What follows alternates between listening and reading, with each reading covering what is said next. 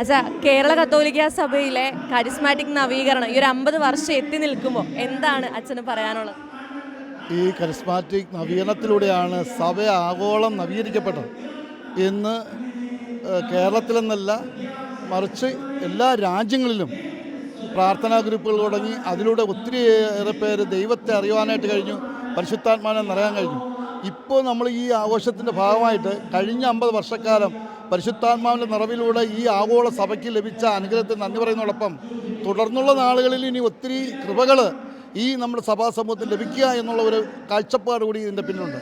അപ്പോൾ തീർച്ചയായിട്ടും ഈ നവീകരണ പ്രസ്ഥാനം എന്ന് പറയുന്നത് നമ്മുടെ സഭയുടെ തന്നെ ഒരു നവീകരണമായിരുന്നു. അതോടൊപ്പം തന്നെ ഒത്തിരി അൽമായ പ്രേക്ഷിതരെ സംഭാവന ചെയ്യുവാനായിട്ട് സാധിച്ചു.